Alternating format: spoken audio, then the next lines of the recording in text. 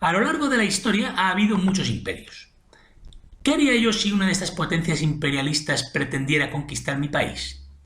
En principio iría a la guerra, pero a día de hoy la verdad es que dudo que lo hiciera. Tal vez fuera, pero solo tras comprobar que previamente han reclutado a todos los hijos de los ricos, a los anglófilos. Mucho cuidado con estas alimañas. Si el que nos invade es el ejército británico o el norteamericano, estos apoyarán a los invasores. A los comunistas, a los anarquistas, a los que se autoproclaman ciudadanos del mundo, a los inmigrantes y a las ultrafeministas. Ya está bien de aguantar la matraca de esta gente y luego encima tener que sacrificar la vida mientras ellos se quedan en su casita, esperando cómodamente a que todo acabe para luego beneficiarse del resultado de la guerra. Hablando de la guerra y de los comunistas. Los comunistas dicen que se niegan a ser carne de cañón en las guerras de los burguesitos, una idea que de hecho comparto, pero que la humanidad puede contar con ellos para exterminar a todos los imperialistas y a todos los fascistas del mundo. A ellos les encantan los términos expeditivos como exterminar, aplastar, destruir, no pasarán, etc. Me parece perfecto. Fair enough, que dicen los ingleses. Pues bien, en 2003 el ejército imperialista de Estados Unidos invadió Irak. En Europa debe haber en torno a unos 20 o 30 millones de comunistas.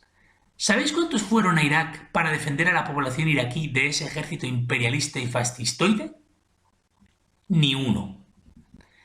Desde entonces yo ya no me tomo en serio a los comunistas. Lo suyo es pura verborrea para hacerse los interesantes, los sensibles pero al mismo tiempo aguerridos, y de esta forma ligar con las chicas idealistas y promiscuas de turno. Por eso cada joven comunista tiene en su armario unas 100 camisetas con estrellas rojas y lemas contundentes, para que todo el mundo sepa que es un peligroso individuo ansioso por quitarnos a los demás nuestro derecho de voto, nuestra libertad de expresión y nuestro derecho a trabajar y quedarnos con el fruto de nuestro trabajo. Yo de verdad no sé cómo no se les cae la cara de vergüenza de ir por la calle con semejantes camisetas. Además es el único colectivo que va por la calle proclamando a los cuatro vientos cuál es su ideología, como si a los demás nos importara de verdad lo que piensan, informándonos a sí mismo de forma indirecta que son sujetos que padecen esquizofrenia. Una circunstancia que, insisto, nos es indiferente. Por cierto, los comunistas no me creen cuando digo que sus grandes líderes históricos en realidad eran agentes de los banqueros de Londres, sobre todo Lenin y Trotsky. Resulta que Karl Marx y Friedrich Engels nacieron en Alemania, pero ambos pasaron la mayor parte de su vida en Londres.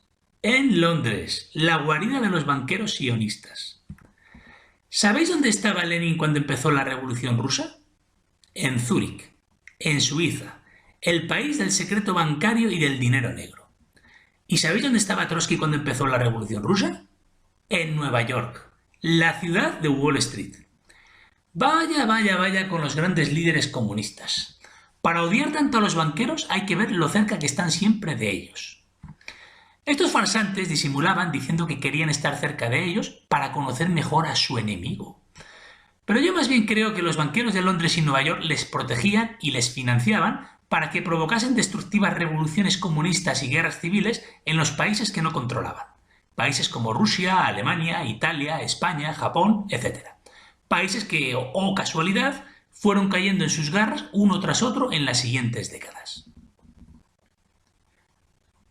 El caso de España es especialmente triste. Y complicado. Es complicadísimo. El caso de otros países son más importantes para el devenir de la historia, como por ejemplo Alemania y Japón, pero son menos complejos de analizar.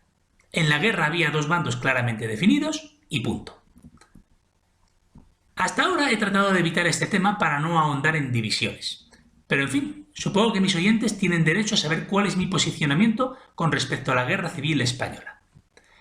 A lo largo del siglo XIX, España fue penetrada por la masonería, que con el paso de las décadas fue afianzándose en nuestro país, llegando a ocupar algunos de sus miembros puestos muy altos en el gobierno, el ejército y el mundo empresarial. Al empezar la guerra civil, hallamos elementos masónicos, anglófilos y sionistas operando desde la sombra en ambos bandos. Hacia 1930 era evidente que España necesitaba que se aplicaran importantes reformas modernizadoras, y en este sentido la República significó una oportunidad histórica para acometer dichas reformas. Sin embargo, con el paso de los años, los republicanos moderados se dejaron comer el terreno por los comunistas, que a punto estuvieron de triunfar con el golpe de Estado comunista de 1934, de tal forma que a nadie ha de extrañar que finalmente la España conservadora se alzase en armas. Ese era el resultado inevitable de la deriva revolucionaria del régimen republicano. En el bando de Franco nos encontramos con que el principal prestamista de la causa nacional fue el financiero sionista Juan March, el hombre de confianza de los banqueros de Londres en España, lo que no deja de ser sorprendente si tenemos en cuenta que Mussolini y Hitler eran los principales aliados de Franco. Esto de por sí no es fácil de entender. Pues bien, aunque parezca mentira, en el bando republicano el asunto es todavía más complicado.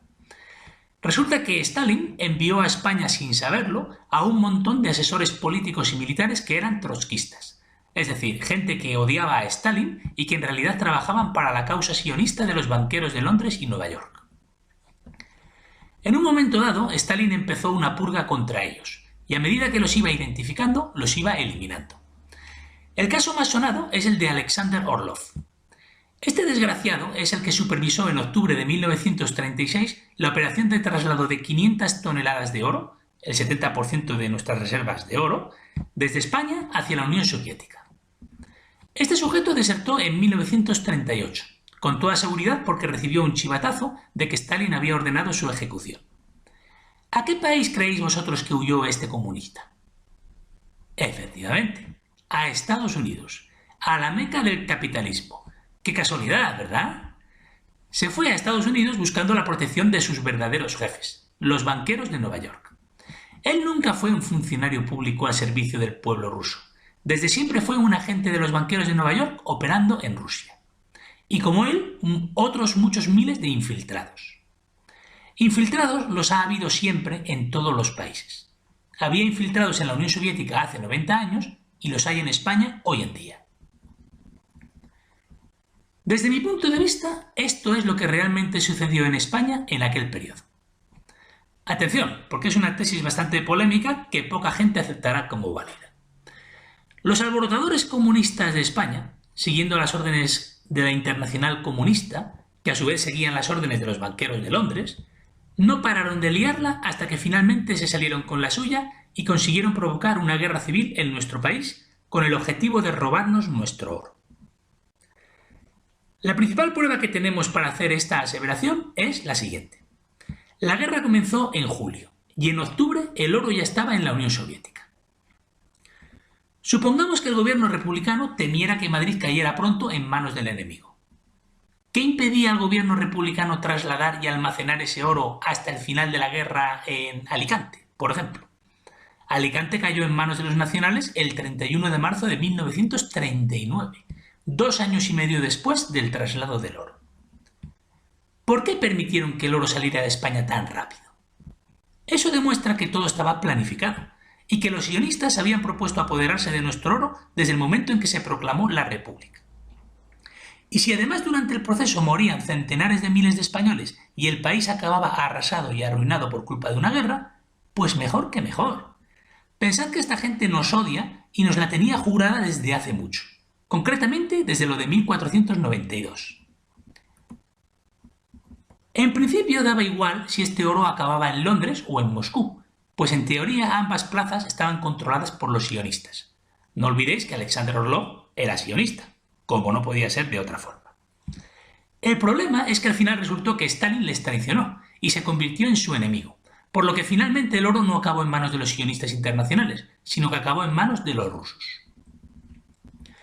Por todo esto, decía antes que el caso de la Guerra Civil Española es bastante complejo, pues hubo muchísimas traiciones y tuvieron lugar muchos sucesos inesperados.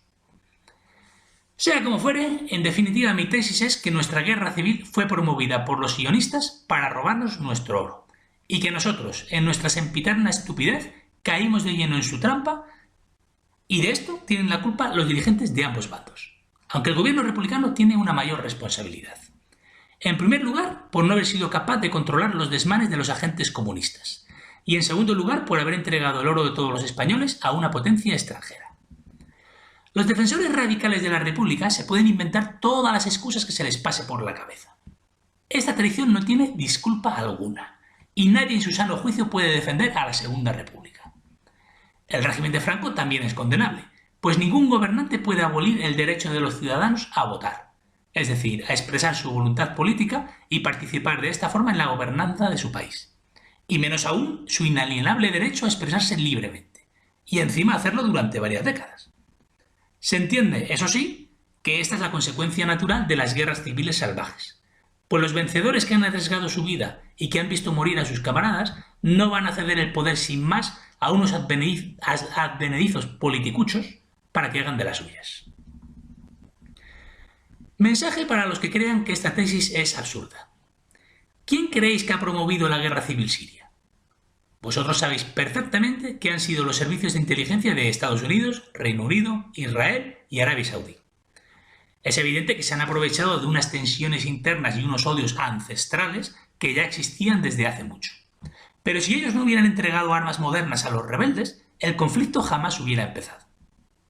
Así pues, vosotros sabéis que estas cosas suceden en el mundo. Sin embargo, os negáis a reconocer que nosotros también fuimos víctimas de los tejemanejes de oscuros poderes extranjeros. ¿Por qué? ¿Acaso creéis que nosotros somos impunes a este tipo de conspiraciones? No solo no somos impunes, sino que de hecho nuestros arraigados impulsos caínitas se lo ponen extremadamente fácil a nuestros rivales. Mensaje final para todos los nacionalistas españoles que me estén escuchando, aunque este mensaje se puede extrapolar a los de otros países.